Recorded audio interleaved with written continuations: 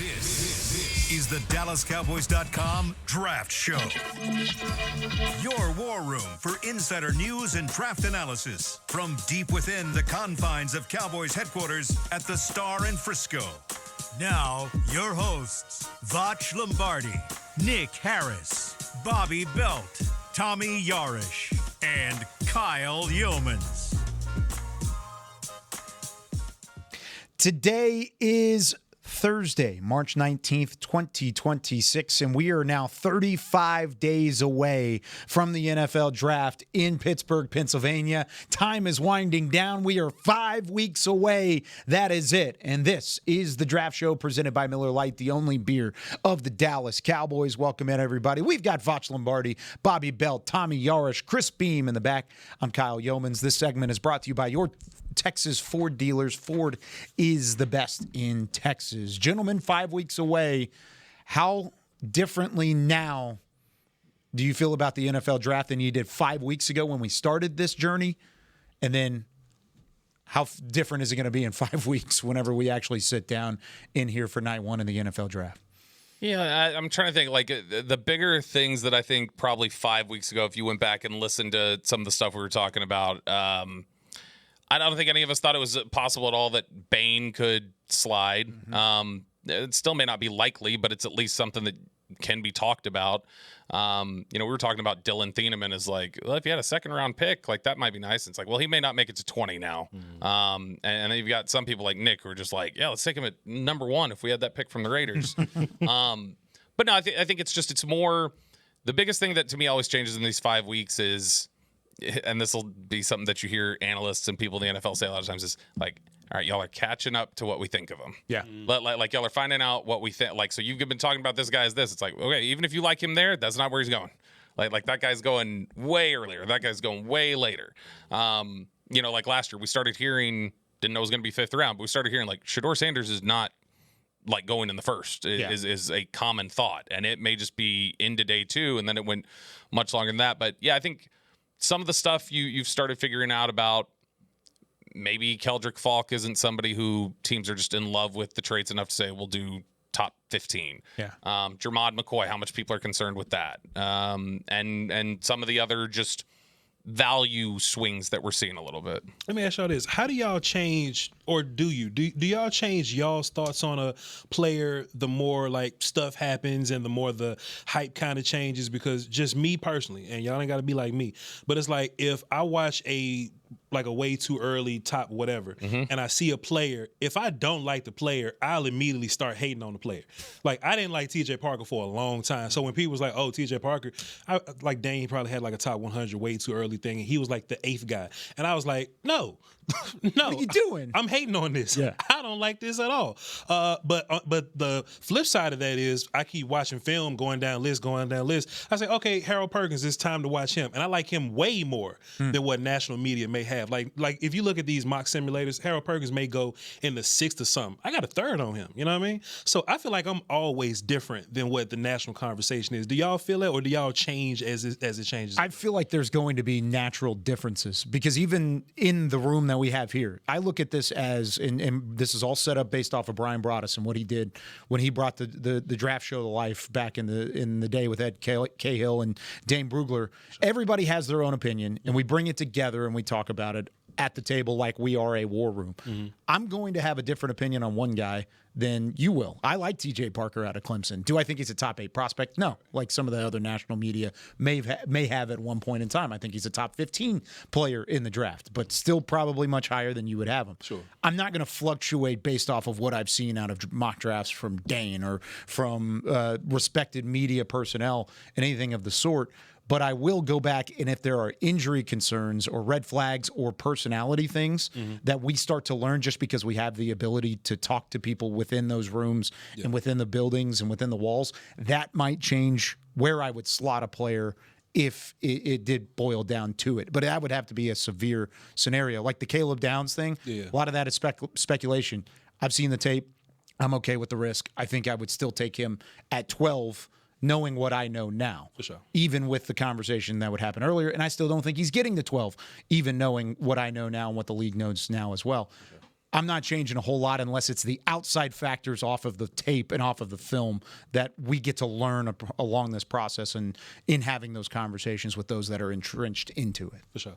Yeah, I think this process becomes a lot less fun if we're just all agreeing with each other, right? And if we're all just saying, yeah, I think this guy's a first rounder or a second rounder too. What makes this great is that we're going to have disagreements. Like I'm probably the lowest out of everybody here on Cassius Howell from Texas A&M. And I think that's the beauty of this and the whole draft process. But my process that I've always used, not that have any scouting experience or anything like that, is just trust the tape and look at what's on film when it's 11 on 11, and then use everything else that you get, combine, pro day, interviews, 30 visits, whatever, as just other data points that you can mix into your evaluation. But at the end of the day, for me, nothing's more important than what's on the field and what's on tape. I will say it definitely is going to change. It will 100% change the way I project things. It's not going to change necessarily the way I feel about it, but like if I'm projecting certain things, that'll change it. I will say, though, that, somebody had said to me once years ago, somebody in the scouting community had said that there's so much that goes into it. It's good that people are taking this an interest in this and want to take it up. But there are so many things that we spend so much time away from our families and other things to find out that we can't just see by like watching the tape. That's got to be a big factor of it too. So if I start hearing some of that stuff about people, I will never forget when Anthony Richardson was coming out and I was in Indy and I was like, there's some good upside here. And then I just universally from everybody I knew heard was like, bad worker. Wow. Bad worker. And then somebody else I talked to was like, there's some disagreement about, is he a bad worker or he's never been taught how to work? And we're still trying to figure that out. And so those sort of discussions, like the more I hear about that sort of stuff, it's going to change then for me, like, okay, projection, like Tyler Smith on tape was like, yeah, that's not somebody I would take in the first round. Well, then like we interview day 3 when Klein Kubiak comes in here and he was the area scout and he starts talking about like you knew right away, you started hearing from everybody what a worker he was and how he took to teaching. And that does start to change. All right, that projection will change a little bit for me. If I hear Keldrick Falk is like one of the best workers of all time and people are like, he's going to get it, then that'll probably shift me a little more to feeling better about Keldrick Falk. Yeah, it's all those outside factors that not everybody gets to look at. And a lot of it we get to learn on draft weekend, like you said, when we have our conversations with the scouts and when we kind of get to hear what happened in the war room and what they're discussing and the back and forth and the behind the scenes of it all, it is going to kind of play a factor into it. But that's a good question, Botch. And I think thank you. Kind of along the same lines, The Athletic came out with it was a good question. The Athletic came out with a beat writer mock draft today, which I always think is interesting because these are guys that cover the beat of each team specifically, and they end up representing their team through the 32 picks in the first round. They came out with one this morning, and I kind of want to break down how they got to this point and what were some of the picks that made and led to the Cowboys at 12. And then I want to see, as a consensus group, what we would do in this situation. So Indiana quarterback off the board first, Fernando Mendoza. We anticipate that number 1 overall to the Raiders. But then this is kind of where things start to roll from there. New York Jets, Arvell Reese is the pick, number 2 overall, linebacker out of Ohio State. Zach Rosenblatt was the one that picked that one for the Athletic. Arizona Cardinals go with Francis Mauigoa, offensive tackle out of Miami. I would just say, to your point, that's a great example to me, number 3 of why beat writer drafts are good, because nationally there's a lot of people who are mocking things to the Cardinals that are not offensive line, and almost every single Cardinals person I've seen is mocking an offensive lineman at 3. I asked my friends with the Cardinals, Danny Sarek, who used to be on the show. All they're talking about. They are all offensive line, all heavy. So I think that's a pretty safe selection there at 3.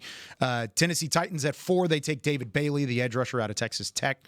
Number 5, the New York Giants take Sonny Styles, linebacker, Ohio State. So through the top 5 picks, you lose David Bailey, Sonny Styles, Arvell Reese off the board in your top 5 picks. Any of those surprise you, Vach? Nah, man, we just going through our thing, man. You know, the Cardinals can get anything. I knew that Bailey was going to go early. I'm shocked that Sonny is at 5. I feel like the corner would have went first or the safety or whatever. But, hey, they want to take Sonny. Anything can happen in the top 10. I do think the Giants like Downs more.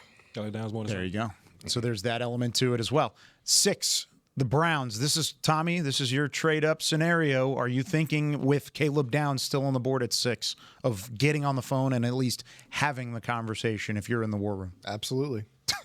No hesitation. If you were the Browns or if you were the Cowboys. Hold on, wait, time. If you were the Browns or if you were the Cowboys. As we have said before, this is the Cowboys draft show.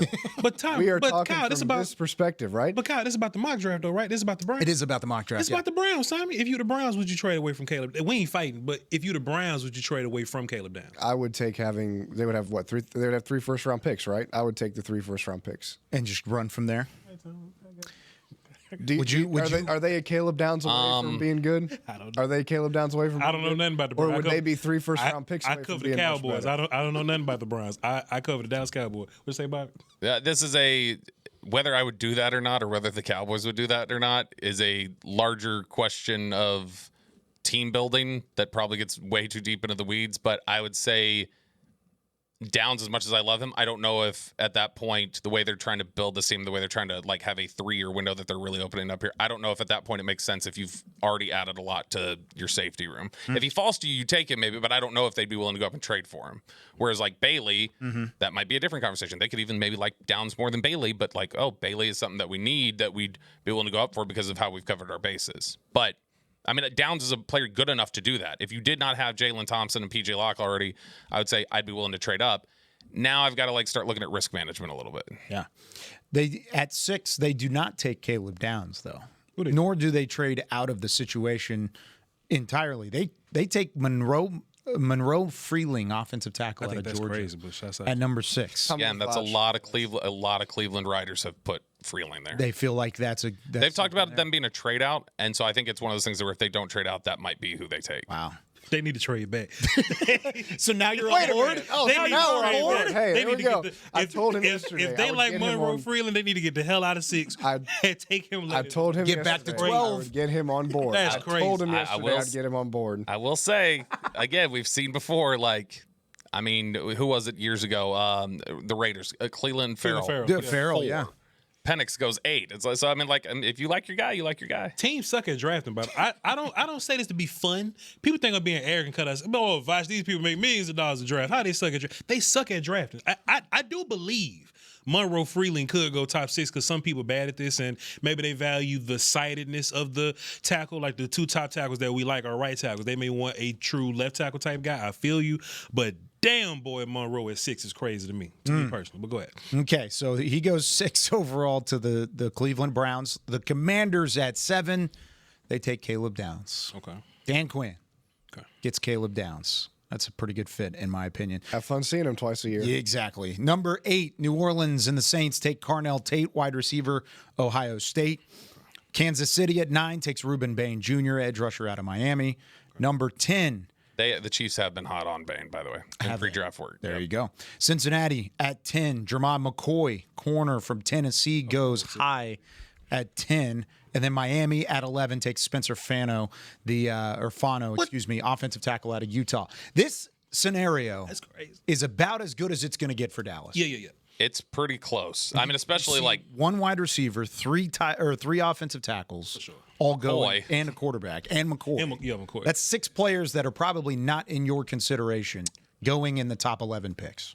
Yeah, I mean, really the only way that gets better is if you sub out one of these guys like Bain or somebody else and like work a Jeremiah Love in there. I would say it's, if Downs was the pick at 5, like you were talking about, to New York, and Styles is still on the board, that would make trading up for 6 even better. Because I'm with you that, like, sure, they've done enough in their safety room to where you would have to at least question that a little bit. But if he's the best player in the draft, I think he is. I think you go and get the best player in the draft. Will McClay told us in Indy, like we gave him the scenario, like if it's a 7 that's a need and an 8 that's not, Will was like, I would still probably lean towards the 8. Like I want the 8. So I mean, if they like the guy enough, then I mean, it may be something where it's like, yeah, even if we've covered bases, I just wonder if the context changes at all with like where they're at right now with their quarterback and their timelines. Yeah. The selection by John Machota, friend of a show, friend of ours, he took at 12 for Dallas, Mansour Delane. As he should. Corner LSU. Is that where you guys would lean if that was the case? Yeah. And you're looking at the board as it lies here. Now, you do still have C.J. Allen there at the linebacker spot if you wanted to go linebacker at 12, but I think we've all kind of come to the conclusion that 12 maybe isn't the sweet spot unless there's a Styles or somebody there that could fall. T.J. Parker's still there. Corner, you've got Hood, you've got Cisse, you've got Terrell. I mean, you feel pretty good about Mansour Delane off the board at pick number 12 there? 100%. Yeah, 100%. Great pick, John. Good job, John. Some people gonna have him as the best corner in the draft, and if he falls to 12, then cool. You take the dude and you just do whatever you want to do with him. I think what the Cowboys are looking for like a certain amount of things to happen, and those things happen. You want 2 offensive linemen and generally 2 receivers, but you looked up and you got 3 offensive linemen, and Jamal McCoy going at 10 probably was the one thing that bumped Mansour down to you. Yeah. Jeremiah Love didn't go, which was interesting. But hey, shouts out to them, whatever. But Delane would be my first, and Love would be the second if Delane wasn't there. That's actually their headline to the article is how far will Jeremiah Love fall? And he's still on the board there at the end of 12. Is he your best corner on your board? Jamad is. Jamad is the best. Yeah. See, when I'm building my board, I don't account for hurt guy, if you a character guy, if you get caught with drugs in your car, I don't care about that in particular. Yeah. I'm just grading the film because I don't get a chance to interview with them. I don't get a chance to talk to them. Yeah. I don't go to their schools and talk to them. Right. I just go based on film. And my personal opinion, no matter how long ago it was, Bobby will tell you that it was way in the last administration or whatever. Yep. Right. I think that the last film that Jamad put out is better than Mansour's film. So if they were both there, and it's like those are the top 2 players left, you would take McCoy. Yeah, McCoy, just based on film, is the 5th player on my board. How much time would somebody have to miss before you go, I'm not taking them? And I'm not saying that it's reached that point, but clearly if like McCoy had missed 2.5 years already instead of a year, I'm sure that would like slow you down a little bit. Okay, no. So listen. So the context of what you asking, if he had perfectly functioning knees and his last year of film was 2025 and he was fantastic, Mansour was fantastic, I would grade Jermad higher. I would draft him over Delane. But the fact that he does have question marks, that he is kind of hurt guy, and we haven't seen him, I would draft Delane. Like if so you would jump the tag then just because of the questions. Okay, I got you. Like just my board, I think McCoy has better film than Mansour Delane. But if they both were available and Will McClay said, hey, his knee and he ain't played this long, but we're just gonna draft Delane, I wouldn't fight because Delane is the ready guy. He's the non-question mark, non-red shirt guy. Yep. I just like McCoy's film better than you pay people a lot of money to like give you these answers or give you their professional. So teams generally will just trust, all right, who have we put in place to tell us these things? Sure. So if they trust it, they trust it. I will say, I got to think for a lot of teams, it's a lot to say when he steps onto a football field for the first time to play football. It's been 2 years almost. Yeah. And the last time we saw this and thought it was really good, he was still a teenager. We have not seen him play football as anything other than a teenager. Yeah. Sure. He could end up being the best corner in football in the next 3 or 4 years. Or he could be out of the league in 3 or 4 years. That's Caleb the type Farley. of exactly. That's Caleb Farley. That is the exact type of conversation you're having. And some of those guys, Caleb Farley did not work out. Yeah. Jamal McCoy still could work out. And to be fair, I have not heard from teams that they are as concerned with him as they were with Farley. Teams had like a lot of concerns were about really Farley. concerned. Like this is more like he should be good, but you just don't know. Let's keep going, and we'll round out the rest of the top 20. Los Angeles Rams at 13 take Mekhi Lemon, wide receiver, USC. Baltimore finally takes their running back. How about Jeremiah Love in the same backfield as Derrick Henry? They always draft a good player. Broadus would lose his mind. Yep, Love goes to the Ravens, running back from Notre Dame. Tampa Bay takes the first tight end, Kenyon Sadiq, tight end out of Oregon, widely thought of as the best tight end in the draft. The Jets, who pick again, they are at 16. Jordan Tyson, wide receiver, Arizona State. Be nice, man. Love them. Yeah, that's going to be a fun. That'd be a fun pairing. Him and Geno Smith, right? Detroit Lions at 17. Caleb Lomu, offensive tackle from Utah, the guy who played opposite of Spencer Fano, also a really good player.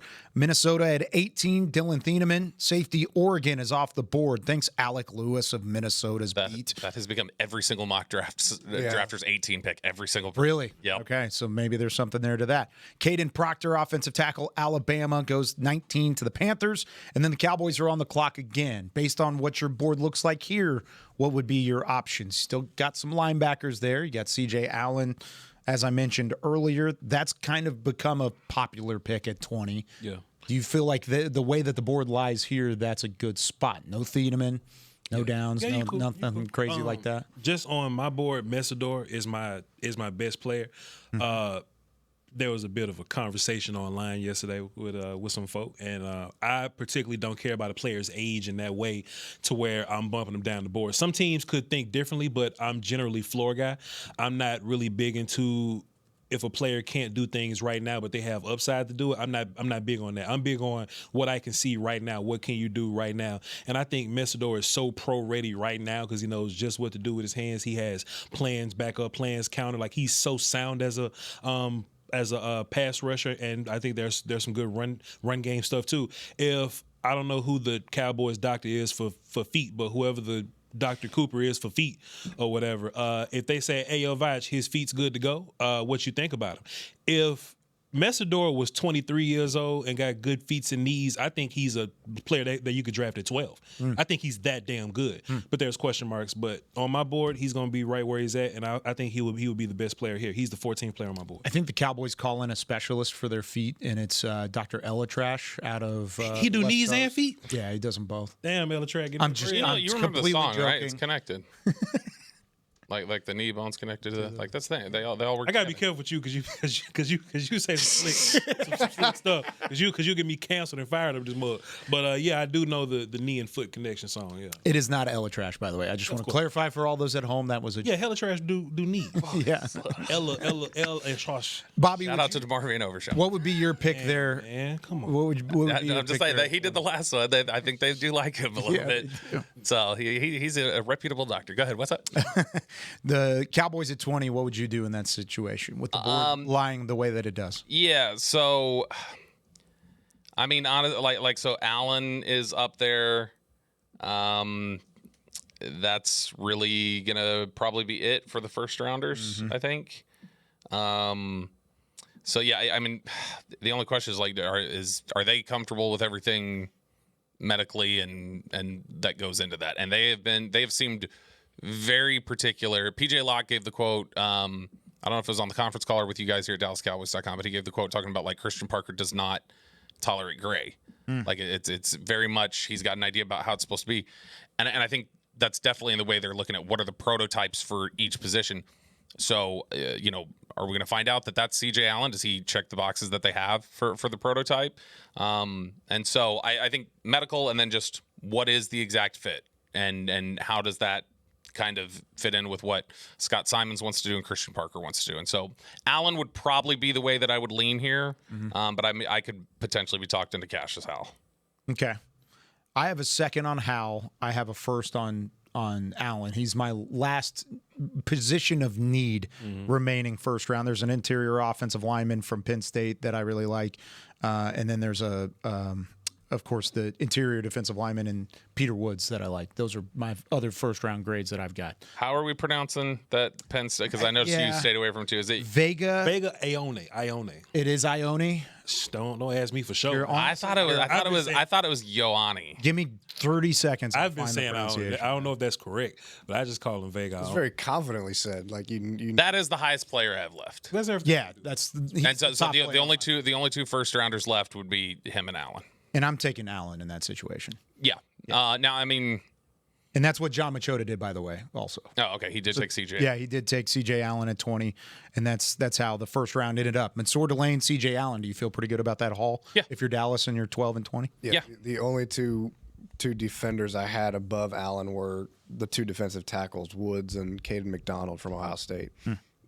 So I love that pick. I think C.J. Allen is instinctually going to be everything that C.J. Parker's going to want, but Bobby made a good point of the medicals checking out and all those green lights being given first. So it'll be interesting to watch here over the next couple months. He did not do athletic testing yesterday. CJ Allen did not at his pro day. Okay. So he was, and the reason, according to Jordan Reed from ESPN, was swelling in his knee. Okay.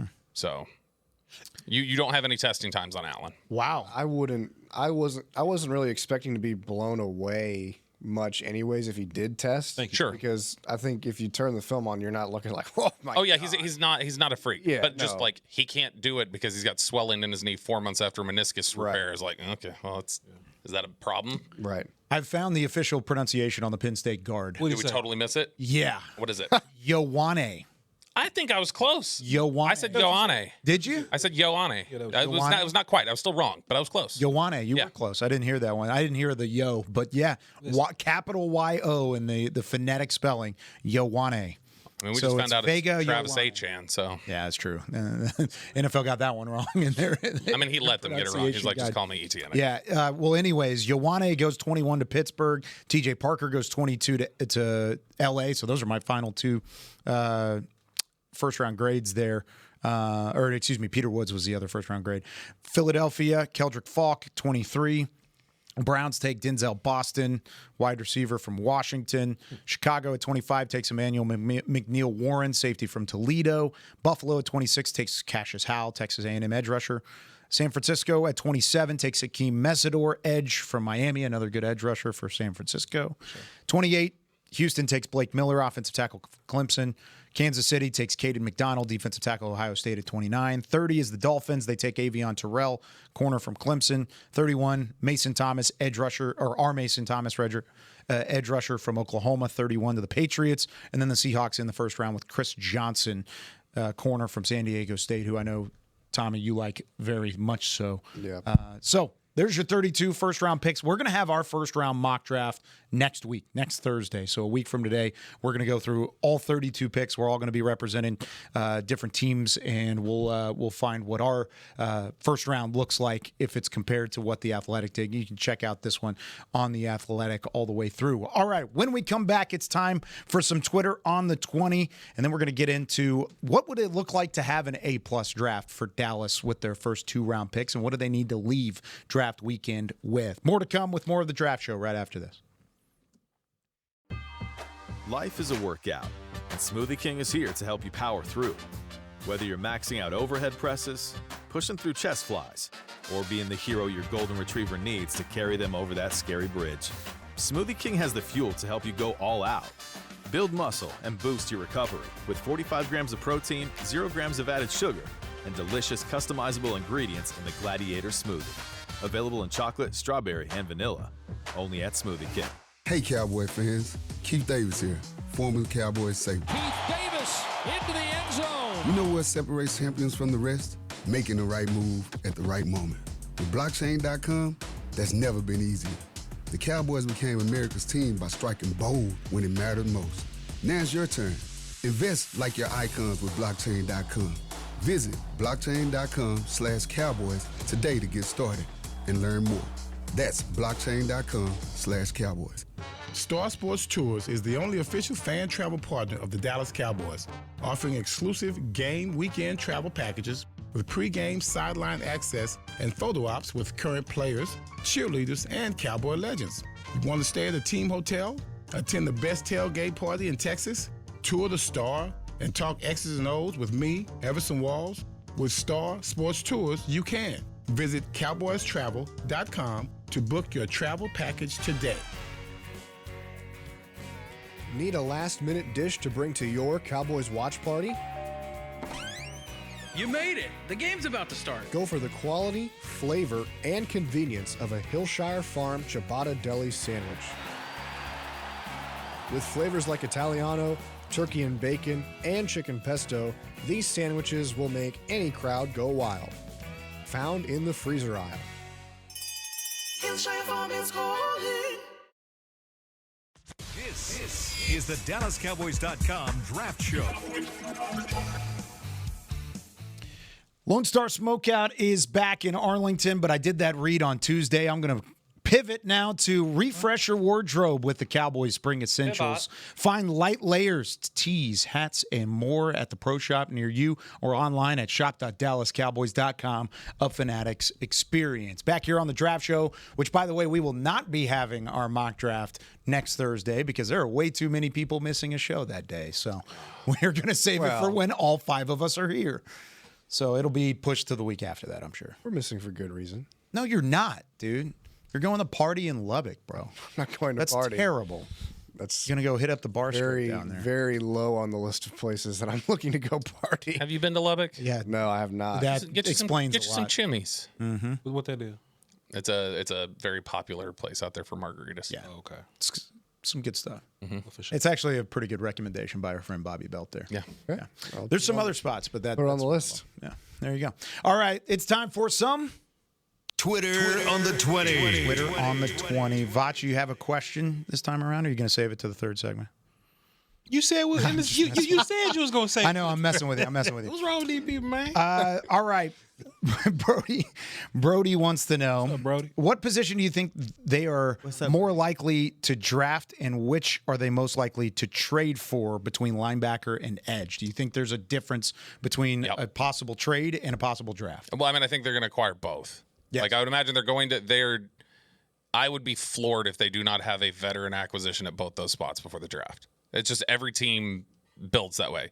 They have at least some veteran there that it's like, all right, if we got to do it tomorrow, like we got to play football tomorrow, at least somebody's sitting there. Yeah. Even if we're going to, eventually replace them or whatever it is.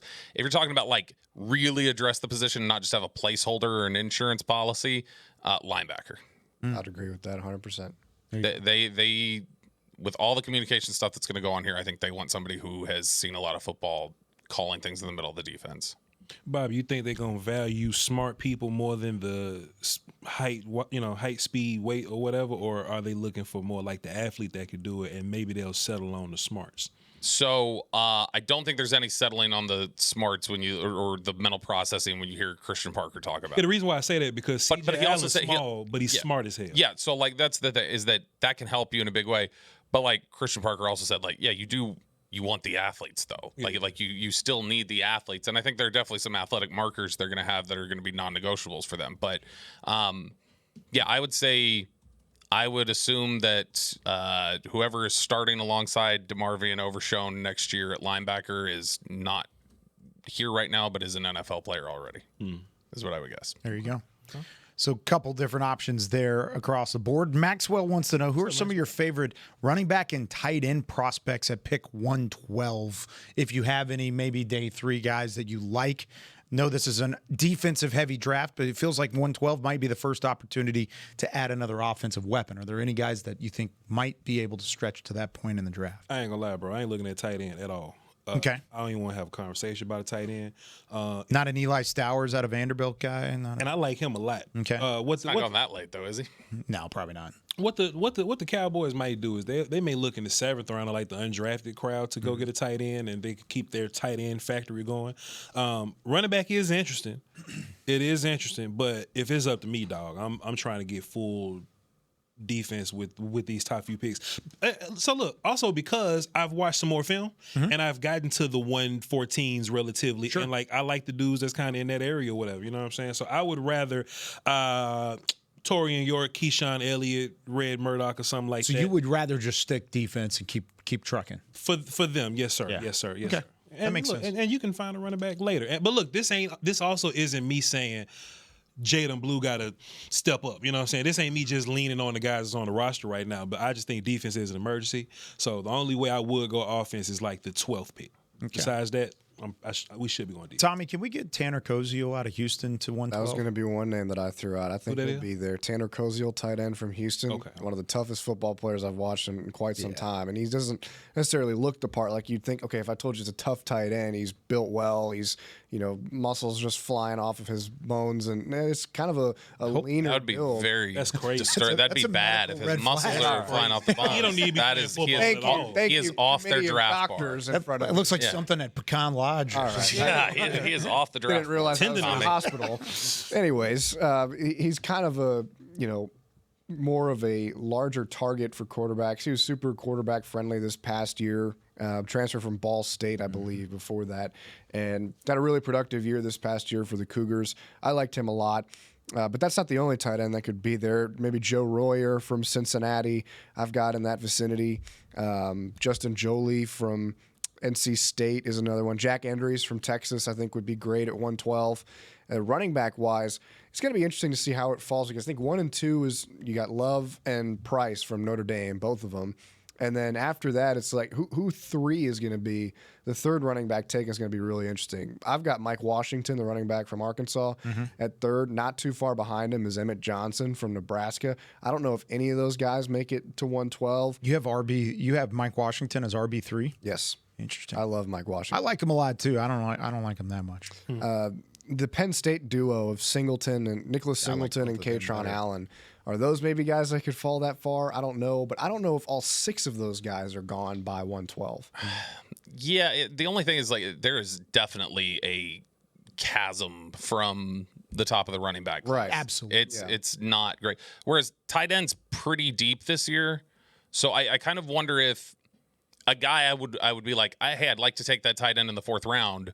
Is that tight end potentially available in the 5th because of that? Because it's a little bit deeper and there's going to be a run on positions that are probably considered a little bit more premium. So it may be a case where you're talking about if you're saying in the 4th round, maybe it is somebody like Stowers for some reason gets pushed way down the board. And then it's like, well, this is just a blinking light. You have to take it. Yeah. And so that would be realistically the only way I would go that way. Because, I mean, right now, Javonte Williams is your guy. They like Malik Davis. They just drafted Jaden Blue last year. And then at tight end, I think they like Ferguson and Spanford as a combo together. I think it's more likely that they would address running back than tight end, just because they, like you said, they like Ferguson, they like Spanford. They thought Schoonmaker took a step forward this past year, and he's going into a contract year too. So there's a lot of conversation there, I think, when it comes to Schoonmaker. This is contract year, right? Yep. One more? Yep. Okay. Contract year. This question comes from M. Domino. What's up, Domino? I'm going to rephrase it a little bit just because I think it is an interesting thought process. But he says, what position would you not draft? Because if you feel like they draft it, they would be wasting this window, wasting the final couple years of prime Dak Prescott in the window that they're trying to hit. And what position would it be? Yeah, we're not including something obvious like quarterback. Right? It's got to be a realistic, I think, conversation. So I think you could. It's funny because I think you could argue it both ways. I could be talked into an offensive lineman in certain scenarios in the 1st round, and then yet there's still probably the flip side of that says, is that your best use of resources? Where I mean, I think you can talk both sides of it. Of like, this is not really like profitable to do in the window that you're in right now to go this direction, but also like it's the pick that most makes sense potentially. I would say it'd be more players like we were talking about the other day when I had said here. I like Dylan Thieneman. Thompson is enough for me right now to say I have other needs that I probably wouldn't take Dylan Thieneman anymore, because I would imagine anybody that I have close to him around 20 that would be similar to Thieneman would be at a position that I do need more, and I would imagine they'd be pretty close. So at that point, Thieneman's just kind of out of my radar at this point. Downs is not. Downs is good enough. So that's why I say it may be a little more player specific than position specific. Yeah, that makes sense. Basically what Bobby's saying. You can tell me if you ain't saying this, but like 12 is different than 20. Like 12, you have to take different numbers. Who falls to? Come on, man. Okay, go ahead, keep going. 12, you generally taking who falls to you. 20, you can open up the board a little bit and take whoever you want. And the same with like 14 and 92. So I think when you get to those picks where the board is open and you can take many guys, I think that's where the mistake comes. Drafting offense. I'm not taking offensive line late because I don't like many of them, so that's one reason. But like it's because you're not forcing me to. If you're wiped out at 12 and Malinois is the best guy, I'm fine being forced to take Malinois at 12 because that's just 12th overall. That's going to be the best player in this draft. You will hope it just is what it is. Nah. I'll throw this out there because it's not one specific position, but this was something people had suggested early on in the process. What fits that question is a cornerback double dip at this point to me. Because Thompson's going to play some nickel. You just signed Durant. If you took a corner at 12, I'd be like, all right, I've got enough body. I still got Revel, who I took in the 3rd round last year. I've got Bland, who I'm hoping is going to bounce back medically. That's enough corner bodies that I think I need to start looking other directions. So if they double dipped at corner in the 1st round, that might make me think, all right, I don't know if that's the best way to do that.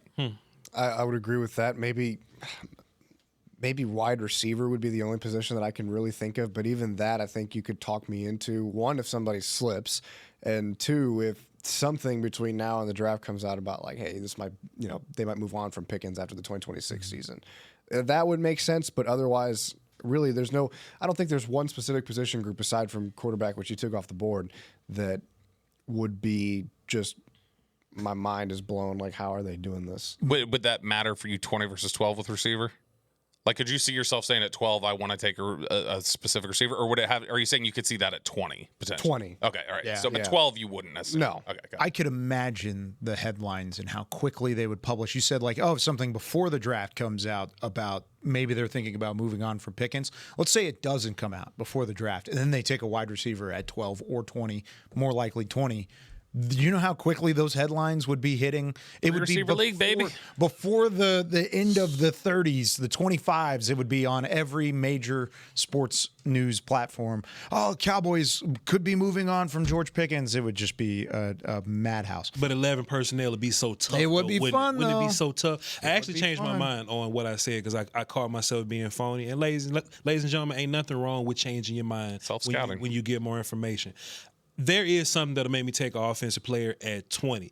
It depends on the value. If some goofy and like Jeremiah Love is at 20, I think that's different. I like Jordan Tyson so much that I think if he's at 20 and the medicals check out or whatever, I think those two dudes are like so good that by the time I get to 20, I'm like, all right, dog, that's Jordan Tyson and Jeremiah Love at And 20. you get a playmaker at 12 on defense. I could be Sure. talked into 20 Sure. being an offensive player. Like if for you sure. get Caleb Downs at 12, right? Yeah. So we good on defense, and like a dude offensively falls at 20. I can do that. So I changed my mind Even right now. even like a Mansour Delane, you fix a cornerback spot Sure. that has a lot of questions. I know you don't have a linebacker, but we went into wide receiver last year, or went into the draft needing wide receiver, came out of it without one, and you found a way to go get one. For sure. You could do that at linebacker based on what Bobby was saying earlier. Yeah. I if you're at 20 and one of those two guys is there, that's the top receiver and the top running back on the board. Yeah. Let's have a conversation. If Tyson is there and they do feel good about his medicals, yeah, I would probably take Tyson over anybody else that would be available. at That 20. is so I don't think he'll be there, but I don't either. It just depends on how scared people are of the medicals. yeah. MGP and CD is so crazy. Look at these highlights, man. Look at these highlights. But go ahead, guys. You just want to watch these for a minute? Yeah, you let's know? let's just look marvel at it. in Jordan Tyson. Show some route running. Show some of that suddenness off the line, man. Let's see what they've got cooking up now. No, Okay, we're gonna Smoke her out. Let's do it. screen action. Okay, cool. Yeah, I got to. You know what I'm saying? All that kind of stuff. Show some route running. He broke one tackle. Okay, well, we want to see it there. Look at him creating for his In the air. Look at him. Sam Levitt. I will say we all just said obviously quarterback would not be one, and I don't think this is going to happen. But it was funny 2 weeks ago. Albert Breer was like, Look at that. they're like, where could Ty Simpson go? And then they went, not the Cowboys. And Breer's like, and they're like, stop. And he's like, I'm just saying that they're going to start throwing names in a hopper soon. At some point, but And not so right now. I would not say there. People say anything. It could be Mendoza at 20. I wouldn't do it. Yeah, I think I'm all right. All right, Dim Boys fan wants you to rank these 4 names on how Christian Parker would rank them based on their fit in the scheme. These are all linebackers. Sonny Styles, Anthony Hill, C.J. Allen, Jacob Rodriguez. He feels like one of these names will be a Cowboy at some point in time. Which one do you feel like fits Hit the it again. scheme? So Who was this, it? yeah. Sonny Styles, linebacker, Ohio State. Okay. Anthony Hill, the linebacker out of Texas. C.J. Allen out of Georgia. Jacob Rodriguez out of Tommy's favorite town, Lubbock in Texas. So look, that's exactly what I was asking Bobby, right? Like if Christian Parker's if he's making this pick, right? Hill athletically and measurable wise is probably what they're looking for, but he's not going to be like the smart cover dude like. Well, Allen's probably not as good in coverage neither. Or But Allen, instinctual. sure. Instinctual is Instinctual. yeah, We ain't calling nobody stupid. Yeah. But like C.J. Allen is like the processor probably that he wants, but athletically and measurable, like not. Which Yeah. one you think? Who do I think they would take? Yeah. Allen. Allen. Okay, so it's probably Styles, Allen. Styles is the one guy who I don't know if it's a perfect fit is Jacob Rodriguez. Yeah. Because I mean, there's so much that What gives you pause there? the coverage. Yeah. Playing back. If he's playing forward, sure. But I mean, like they want those inside linebackers. Like you look what Zach Bond did in coverage for Philadelphia. What they've had in Denver in the past. Like Alex Singleton in coverage has done some good things for them at times. And so I think coverage ability and that versatility as a means of disguise of like I could be dropping or I could be playing forward or there are all these different things that I could do. I think that's a big part for them. So Rodriguez is the one guy who I think has the most limitations naturally. Do you feel like his above average athletic testing that he put on tape helps you there, or is that still a huge question mark? Yeah, I mean, because like of the tape? that would again come down to one of those things like we were talking about earlier, like things we can't know that they would. They would know what kind of a student he is, what kind of coaching he got, and what he may have been lacking, and they may look at it and go, "All right, well, this is a tweak here, a tweak here. He just wasn't given the guidance." Yeah. It may be something like that. It may be that they look at it and go, "No, we look at this and we see all right, this was the thing. It's just he doesn't have the best awareness and coverage. And at that point, it may not be a guy that they want to go for. But I would just say, based on what we know right now, Rodriguez would be the toughest of the 4 fits, I think. Yeah. Do you think the linebacker has to be a Mike? Like, do you guys think that Hill from Texas is a Mike because the Cowboys need a Mike? I don't think they're gonna make Overshawn play Mike. No, I don't think so. No, I don't. No, he would be somebody that's here like as part of a rotation. I would imagine. They would have if they were to take Anthony Hill whenever they did, whenever that would be. Yeah. I think your starting linebackers are Overshown and a veteran. Yeah, gotcha. And then that's not in the building. Yeah, and then Hill's rotating in and doing different things and being brought up to do stuff. But yeah, I actually like that a lot because I think Hill got some pass rush upside too. So if you're gonna like move him around and do stuff and he's not super in charge of everything, Styles might start. Sonny Styles. Yeah. Because Styles everything that he. I mean, he's a former safety. Like the stuff that Styles can do, I would imagine. Scheme-wise, disguise-wise for them would have that coaching staff salivating. A little bit out of position for Anthony Hill Jr. Just think about it, but he can play in coverage. He's done that before, and we've talked about his athleticism on this show previously. I mean, he did a little bit of everything early in his career. I was going to ask the group, how far apart are Hill and Allen for you guys? There's a difference for me. Allen's a first. Hill to me is like late second. Ooh, see, I have him mid-second, maybe early second. I like Anthony Hill Jr. I think I am lower on Hill than most people are. Interesting. Go ahead. No, I was just saying I'm lower on Hill than most people. The guessing linebackers are so historically tough, and he is a guesser a lot. He is. That's very true. I like Hill. I do have him in the second. I got him at the end of the second, but I got Golday and Trotter higher than him. I do have Golday higher. I don't have either one of those guys higher. Yeah. I have Golday and I have Kyle Lewis higher. I do have Rodriguez higher, but I agree with you in terms of the fit here. But I've got Anthony Hill Jr. as my LB5. Gotcha. Yeah. Where do you have him? I've got him as my third. It's him. It's Styles, Reese. Allen, Hill. Well, Reese, if you want to call him a linebacker, sure. Then Hill would be fourth. I think we might be overthinking a little bit here with Hill. If you just watch the tape, he's a heck of a player. And athleticism is great, but the turnover production that he was able to have, the ability to fill the gaps and meet guys in the middle, he's physical. Plays at Texas. I like Hill a lot. Sure, you can call me phony if you want. Hey, say that, man. We just have to say the school that the people come from, man. Come on, talk about it. Texas. The thing with Hill, like some of those lapses, is it instincts or is it learning or like what he's been taught so far? Because if it's an issue of like, all right, it's just a matter of knowledge. Like he needs to get knowledge passed on to him. He's going to be fine. If it's an issue of instincts are as wired in football players to me as athleticism. And if they're not good, then that's like telling me the athleticism's bad. Yeah. And they're going to be a step behind no matter what their athleticism is. Literally. Yeah. All right. When we come back here on the draft show, what would it take to see an A-plus draft? What does Dallas need to leave with? Could they afford to lose a certain spot or certain player? We'll talk about it when we come back. More of the draft show right after this. Star Sports Tours is the only official fan travel partner of the Dallas Cowboys, offering exclusive game weekend travel packages with pregame sideline access and photo ops with current players, cheerleaders, and Cowboy legends. You want to stay at a team hotel, attend the best tailgate party in Texas, tour the Star, and talk X's and O's with me, Everson Walls? With Star Sports Tours, you can. Visit cowboystravel.com to book your travel package today.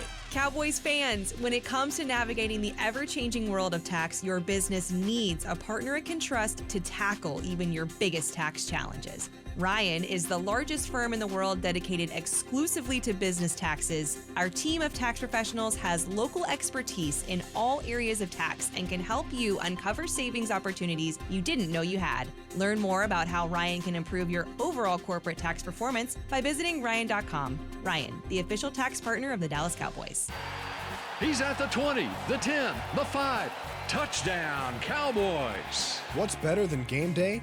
How about the convenience, flavor, and protein of an all-new Hillshire Farm ciabatta deli sandwich? With flavors like Italiano, turkey and bacon, and chicken pesto, these sandwiches help make any Cowboys watch party a victory. Cowboys win. Found in the freezer aisle. Hillshire Farm is calling. Hey, Cowboy fans. Keith Davis here, former Cowboys safety. Keith Davis into the end zone. You know what separates champions from the rest? Making the right move at the right moment. With blockchain.com, that's never been easier. The Cowboys became America's team by striking bold when it mattered most. Now it's your turn. Invest like your icons with blockchain.com. Visit blockchain.com/Cowboys today to get started and learn more. That's blockchain.com/Cowboys. This is the DallasCowboys.com Draft Show. Get excited for the most dazzling DCC experience. Dallas Cowboys Cheerleaders Live is coming to a theater near you. Witness iconic group and solo performances, enjoy an onstage Q&A session, and even be a part of a live audition. For dates and tickets, visit DallasCowboysCheerleaders.com/tour. Why are you smiling? I'm laughing about something we were talking in the segment or in the break about, and I just thought of a scenario. Oh, no. That's all it needed to be. I'm going to leave it at that. Vach, you did have a question for the group going into forgot this the final damn question segment. with all this You already mess up. forgot about it? We'll get to I it. think I got You it. got it back? I think I got it. Okay, what is it? Man, I was looking at the news, man, because I'm not breaking news guy. That's y'all. I love y'all. Y'all do a great job. Too. And we appreciate you, man. And we found out that, or somebody reported that Omar Cooper, wide receiver from Indiana, is a Cowboy 30 visit.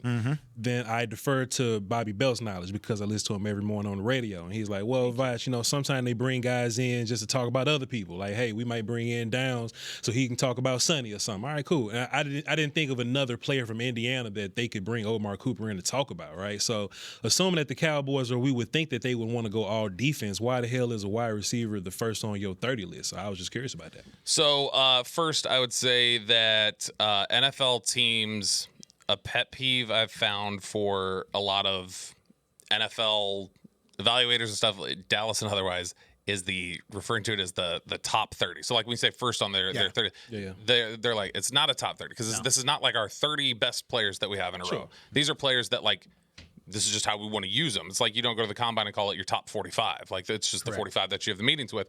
So there could be the instance like you were just referencing there. They're bringing in Downs to talk to Downs, but in the course of it, they also want to ask him about something, related to Sonny Styles.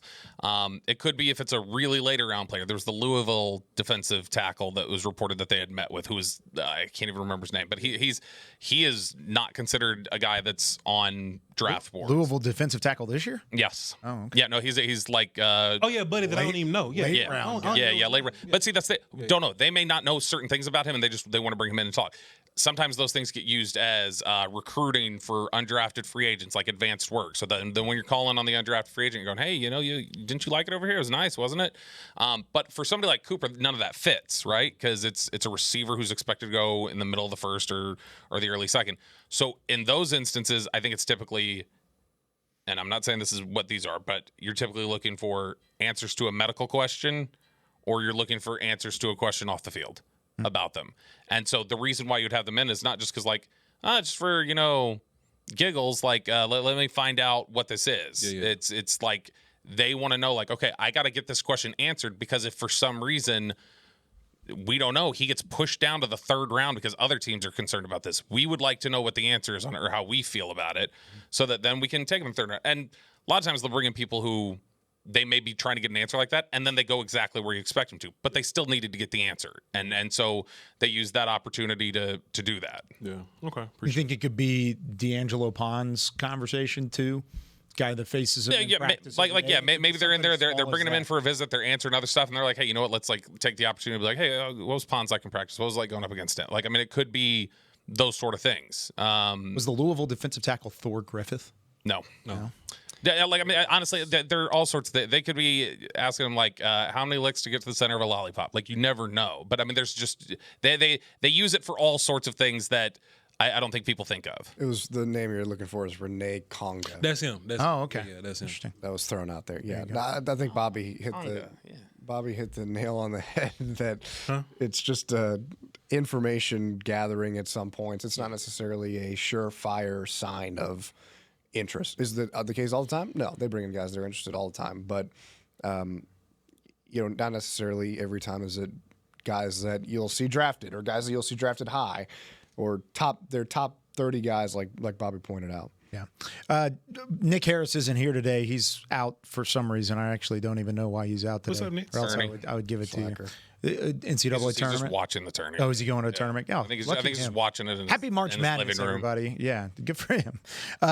He did report college pro day events attended by the Dallas Cowboys so far. Arkansas, Clemson, Georgia Southern, Georgia Tech, Illinois, Kentucky, Oklahoma, San Diego State, USC, and Wisconsin. And Clemson, Kentucky, and USC, a position coach, also attended those as well, which tends to kind of look at where they're possibly watching certain areas. But that's just reported by Nick, and that list will continue to grow, and they're going to go to 100 of these things. So that's just going to be a super deep list. Just little things to maybe try and paint the picture a little bit more. All right.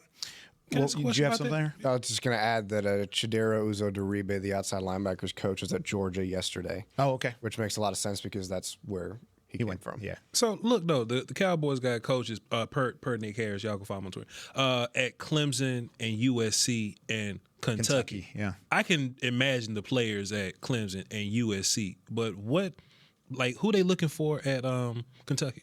Like what player would they be looking for there? Did they say who the coach was that was there? The only player that I have is the guard Jalen Farmer from Kentucky, but I don't know anybody else that's playing at Kentucky right now. Where's Nick Sorensen? Don't quote me on this, but I think it was Connor Riley that was there at Okay. So that would be Jalen Farmer. Kentucky. Jalen Don't quote. Farmer, Don't nice. quote. They also have Jaeger Burton too, who was a Shrine Bowl cat as a center. So you got Burton there, you got Farmer there. Farmer was a Senior Bowl guy, and then Joshua Braun also. So they had 3 offensive linemen that might be drafted. Okay. So that could be a good conversation. If it was Riley, indeed. Did you find that for sure? Yeah, that's per Nick Harris. Connor Riley was there. Thanks, Nick. That might very well be like if they're looking like, all right, offensive line, like maybe we want to throw some darts back half of day 3, then those would be the kind of ones that he'd be attending, I imagine. So fellas, let me just ask y'all this. What if I got a second round grade on Jalen Farmer? Then it might not be Farmer they're looking at. Might not be that guy. I could be wrong. I could just be too high on Do Farmer. you have a second round grade on? I got a second round grade on Jalen. I've got him early day 3. I've got a 4th on him. okay. That's okay. So yeah, I'm a little behind you. It's okay. We can all disagree. I think he's a good player though. He beat the hell out of Georgia for no reason. All them top tier NFL dudes at Georgia or pick Auburn or it was one other game. Like Texas, I believe. He assaulted all of them grown men there. And the biggest question you had about him was his athleticism. And He was a guy that I watched after submitting for the draft magazine that's out this week, by the way. Yeah. And he's a guy I wish I would have watched earlier. I like really guards did. like this. I love guards like this. I would have put a bio in the magazine for him as like an under the radar type of guy, but with the time constraints that we have to just deadlines, we couldn't get there. Right. I would have him much higher than I had him in the magazine. I had him at 24.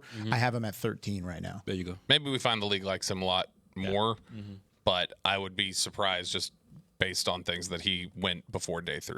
Understood. All right. One question before we get out of here. A+ draft. We kind of went through the scenario for Dallas in terms of mock drafts.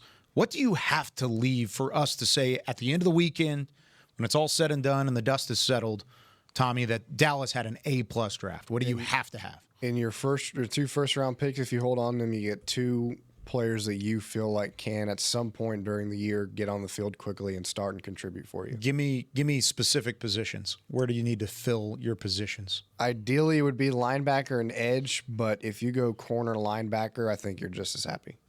Okay, linebacker, edge. Still linebacker in both scenarios? Yeah, I mean, obviously, like it could be A+ if I know they got specific players, but if we're just talking about like they addressed this, getting out of here with 2 players with those 2 first round picks that I feel like are going to be regularly in the rotation, even if they're not starting, regularly playing 40% plus snaps during the regular season on the defensive side of the ball. That's what you need. Give me specific positions, just to. At corner, safety, linebacker, edge, any of them. Honestly, yeah. Okay.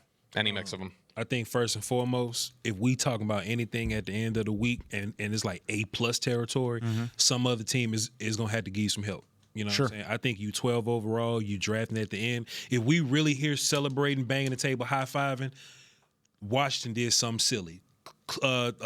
Kansas City let one get to us. Damn, dog, I thought we was gonna lose this guy, but Miami drafted Monroe Freeland or whatever, and they let somebody fall to us. I think that's gonna be the big narrative. First of all, if a guy like Sonny Styles is your 12th overall guy and the best dude you have at 20, good. Or if like a player that you had ranked kind of high, team suck at drafting, and that dude falls to 20 and you capitalize on some team letting some dude make it to 12 that you like a whole bunch, I think those will both be knockout scenarios. Yeah, you kind of need a little bit of help to even get to A+ territory. Here's an example. Like, I asked Bob about this a couple weeks ago, but in the past couple of drafts, I've noticed that my number one corner always fall to the 20s or whatever, for whatever reason.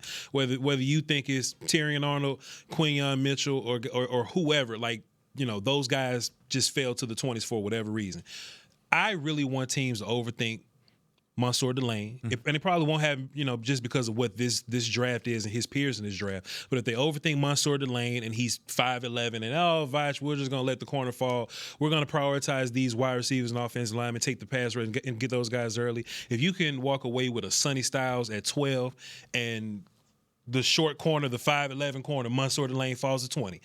Boy, we celebrating, smacking tables, and calling people stupid. But you said A+, so in my mind, that's what it needs to be. Have to happen. Yeah, no, I don't disagree. I think if you reach for a position of need, then you're probably going to get knocked on the grade category just to try and get your positions of need filled. But if you end up having a little bit of help there and the top player on your board is a position of need, let's say corner, Mansour Delane's your top corner. Yeah. He's there at 12, boom, there you go. Yeah. If you take your top linebacker, your top edge rusher at 20, boom, you take that pick and you go. Then I think you're feeling pretty good, but it can't be overstepping anybody else that's possibly in that same category. If they come away with Styles at 12 and I'll say, at least for me, Mesidor or Hood at 20, something like that, I'm thinking that's a really, really big win. So you need at least one player to fall to you at 12. Probably. Like a dog to fall. Probably. Yeah. Or Downs. have the Browns get itchy. Yeah, maybe that's the case. You know what I'm saying, Tommy? No comment. No comment. All right, that does it for us. Are you here Tuesday or are you on Pro Days Tuesday? I'll be in Austin Tuesday for Texas. So you're at Texas Pro Day Tuesday. You'll be at Texas Tech Thursday. Yes, sir. We'll have some Pro Day reports from Tommy Yarish. I may even like call you, get you on the phone from each of those Pro Days if you're down for that. Sure.